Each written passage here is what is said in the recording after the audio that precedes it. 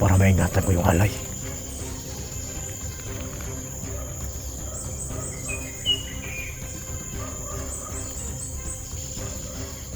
Alam ko pinaghirapan niya ng kaibigan niya.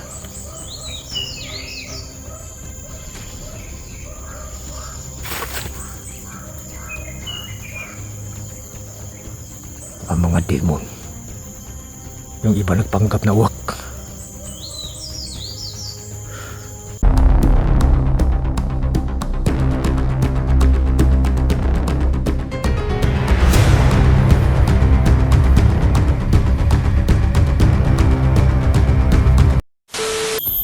Parang naramdaman ko yung pamangkin ko dito, si Zigo.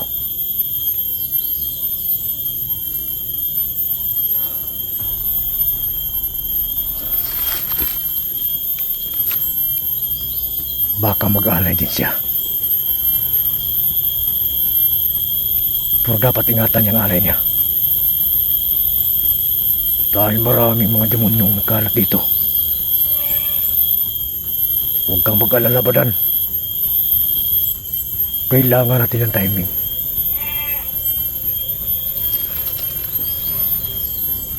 Para may kabuluhan ang dala nating alay. Para sa kaligtasan mo. Kailangan nating ingatan ang alay. Alam kong pag lumapit tayo sa kanila na hindi sapat ang lakas natin. Mawalang kabuluhan ang lahat ng pinaghirapan natin.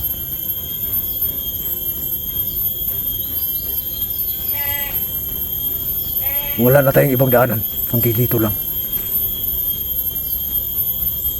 Pinalibutan nila ang halaran para hindi tayo makalapit. Hihintayin natin kung kailan tayo makalapit doon sa halaran. Basta lagi mong tandaan, ako muna ang gagamit sa katawan mo. Lahat ng natitira kong lakas, pipigilan ko ang prinsipe ng demonyo nandito sa katawan mo. Kaya hinahanap nila yung prinsipe nila dahil nakakulong sa katawan mo dahil sa akin.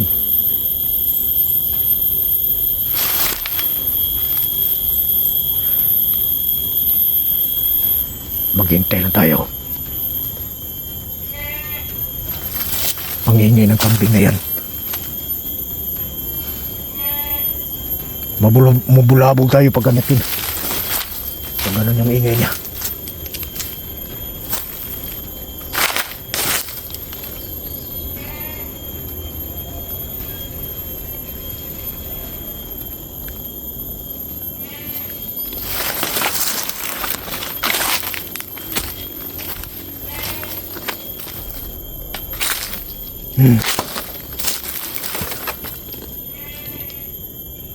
May naramdaman rin ako dito. Yung kaibigan mo. Nandito sila. Para tulungan ka.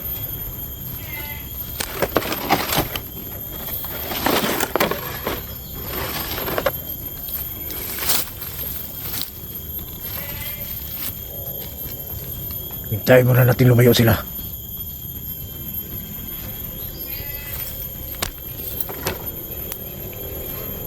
Kailangan tayo magtago.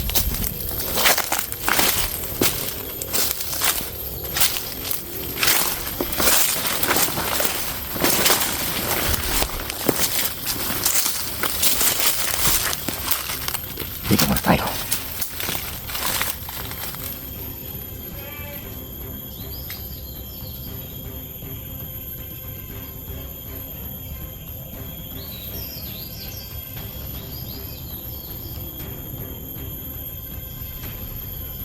Kailangan ko mapigilan sa katawan ko.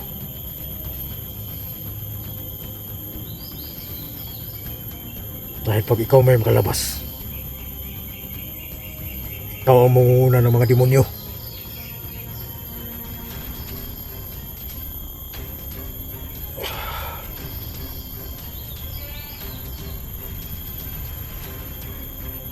Alam kong nakikita mo na, Badan.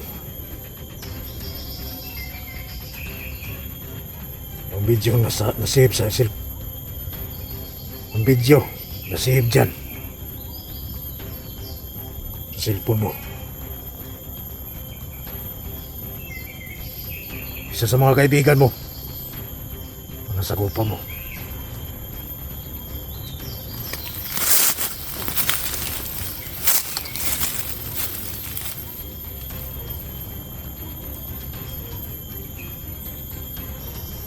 Buti na lang. Hindi ka na pinsala.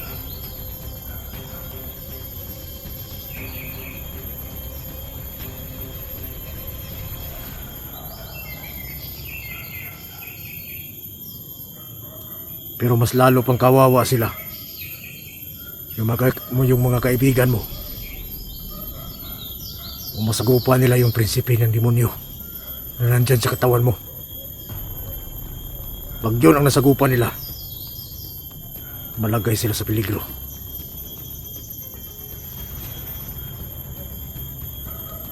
Kaya kailangan natin hindi na siya makahasik ng lagim. Yung mga kasama niyang mga espiritu ng demonyo na nakakalat dyan sa laran. Maghihintay tayo ng tiyempo para hindi tayo mamalayan.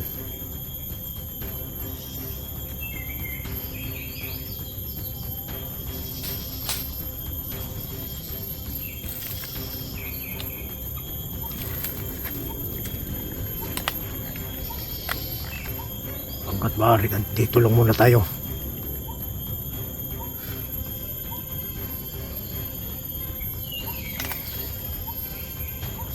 Naawa lang ako sa iyo, Badan. Dahil isang pagkakamali mo.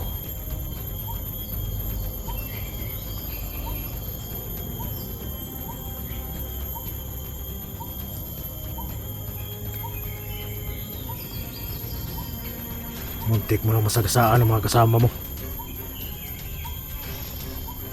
Buti na lang.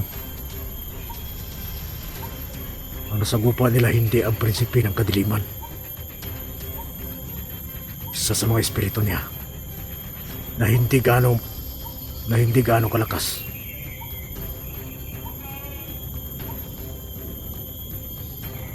Pero hanggat nandito ako, sisikapin kong hindi makasik siya na lagim. Dahil ako mismo ang pipigil sa kanya. Para hindi magamit ang katawan mo.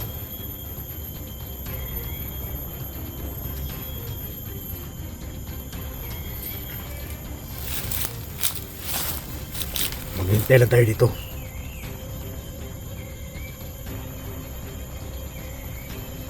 Hindi pwede mapansin nila tayo. Na nandito na tayo malapit sa halaran.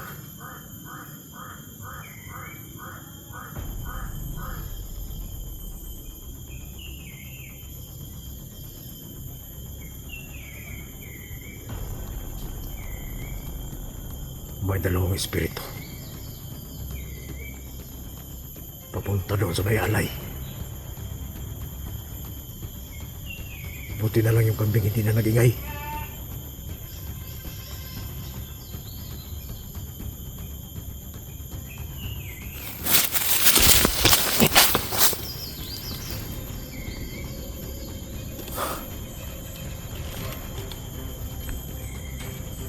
Kailangang lituin ko sila para hindi sila makalapit doon sa may alay.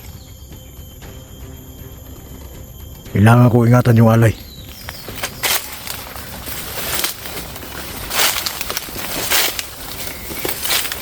Dahil pinag-ingatan yan. Pinaghirapan yun sa mga kaibigan ni Badan.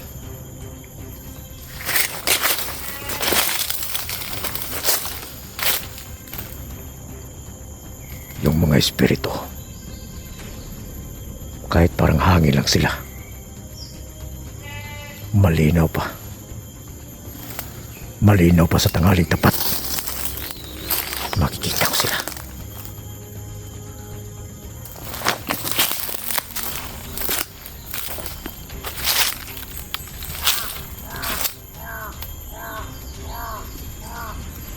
May uwak.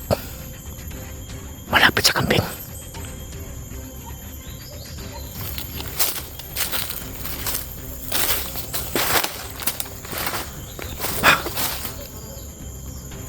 Sige. Lumapit kayo rito.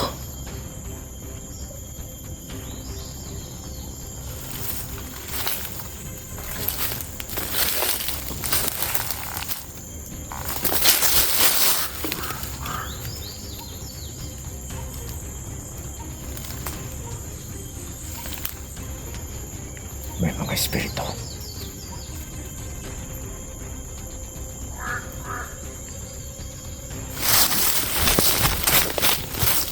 Kailangan ko muna tignan. Yung walay. Yung walay kami.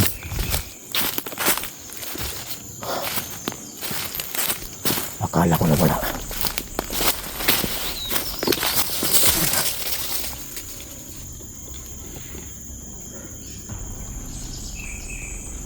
Diyan ka lang muna, kambing.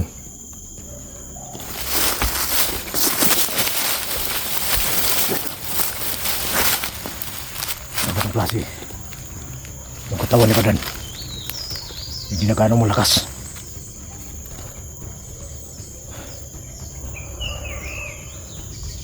Siguro yung pagpigil ko sa kanyang katawan na hindi makalabas yung demonyo.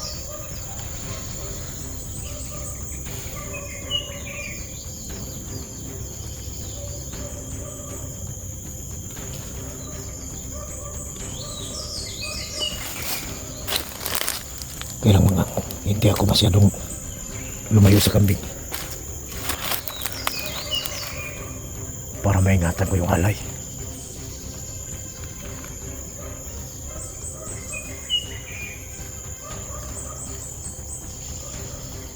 Alam ko pinaghirapan yun ang kaibigan niya.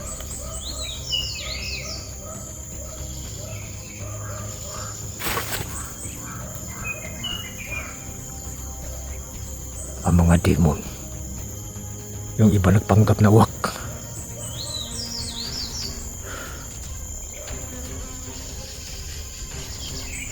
Pero pag lumapit sila sa kambing, pipilitin ko silang patayin sa orasyon ko.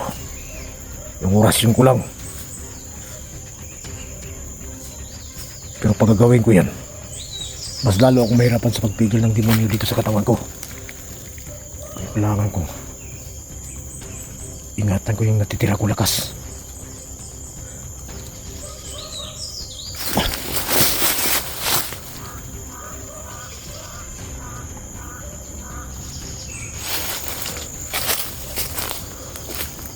Balikan ko.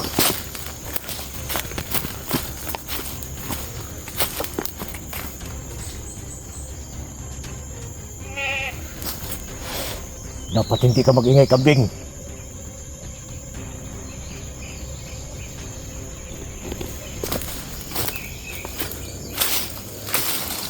Nandito na tayo. Pero kailangan pa lang ako ng timing.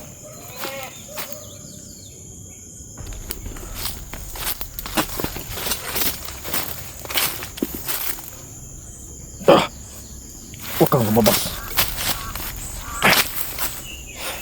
Hindi ka pwede mamalayan.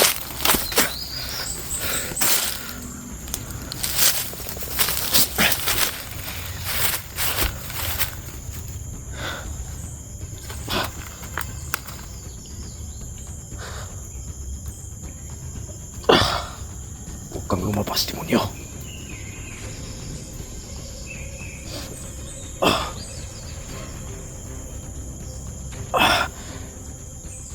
Huwag kang lumabas, demonyo. Baka mamalayan ka ng mga kasama mo dito.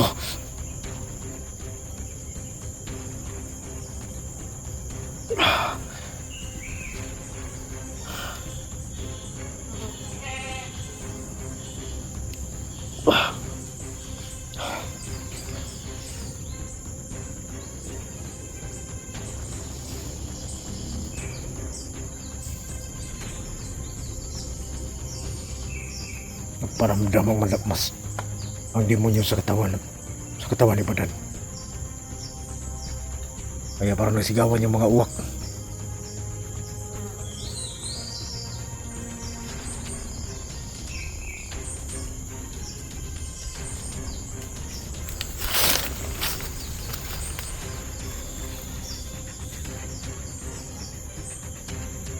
Hindi ito pwede mayari. Bakit marami sila dito sa halaran?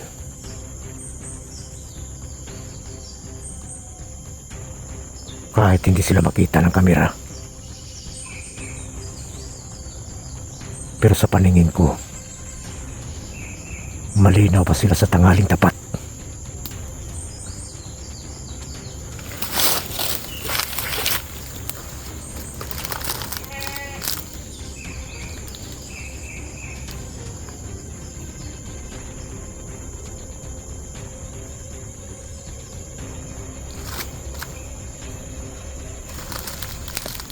Kailangan mo na tayong maghanap ng timing, Madan.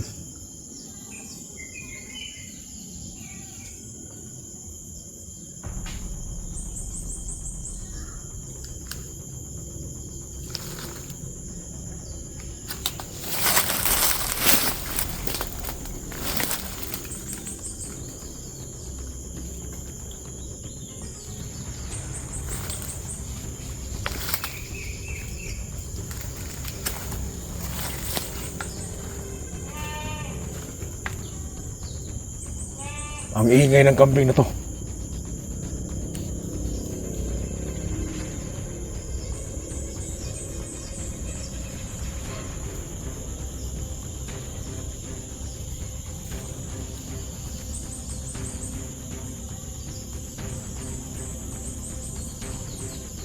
Pag maabutan ko ng gabi dito,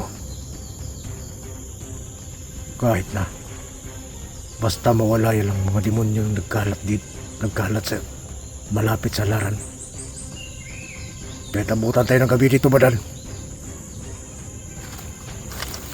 Kung mag-alala, ako ang magdala sa katawan mo.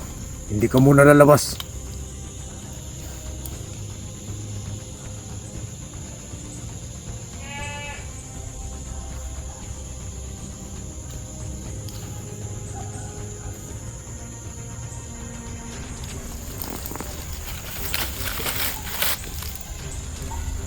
Sa nakikita po sa aking mga mata,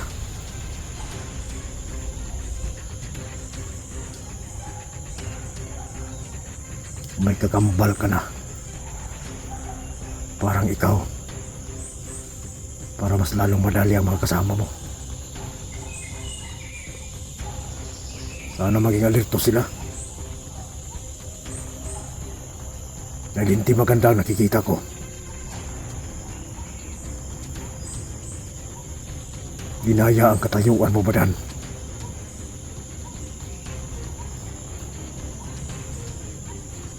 Wala ka doon, pero akala nila ikaw yung kabakbakan nila.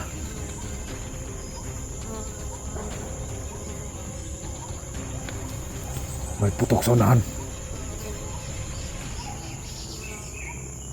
Bakit may putok dito?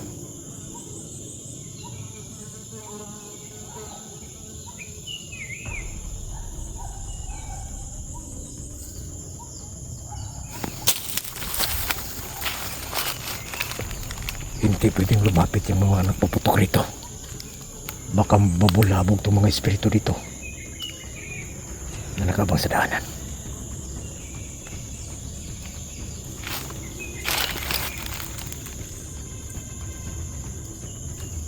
Kailangan kong mapuntahan.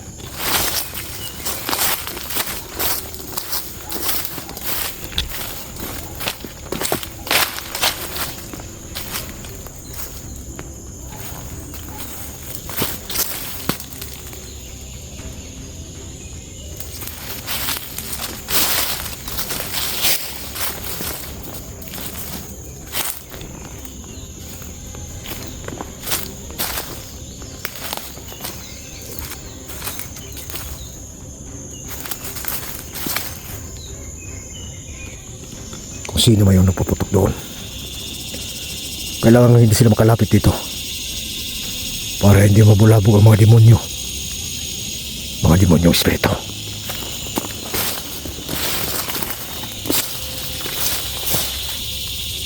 Pagkabing.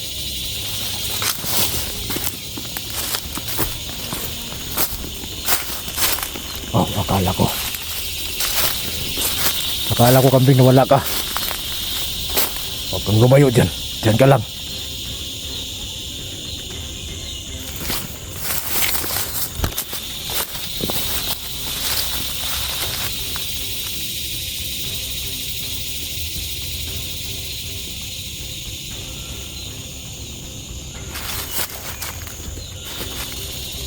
Ito, Espiritu Santo.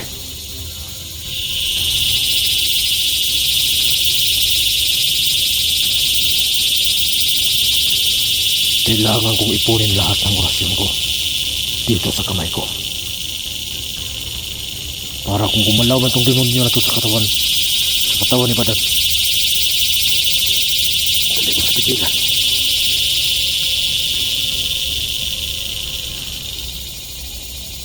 Sino kayo?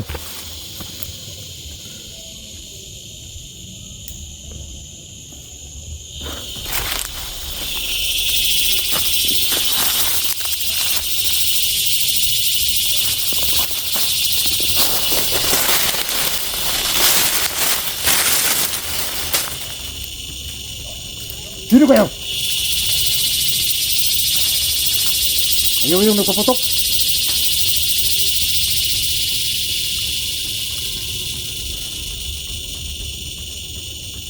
Sino kayo?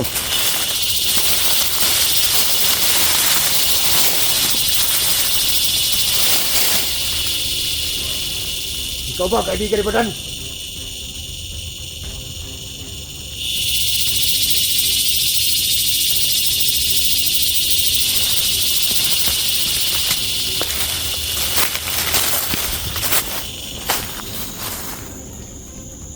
Tumakbo papunta doon. Kailangan hindi sila makalapit sa laran. Para hindi mabulabog ang mga demonyo doon. Kailangan kusa silang umalis doon.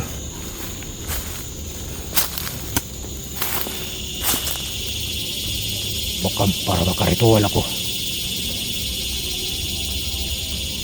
Makatawag ako sa haring kulto. Kang mag-alala, Badan. Hindi kita pababayaan. Hanggat hindi mapatay. Hindi mapatay ang demonyo sa katawan mo.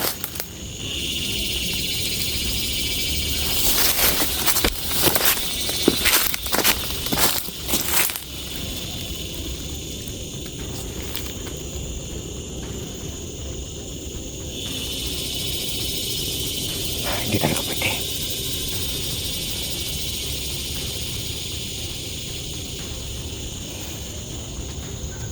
Alam kong hindi pa ito nalalaman ni Haring Kulto na malapit sa laran may mga demonyo.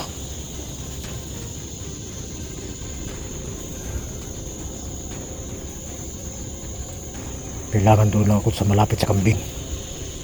Maghintay sa tamang oras.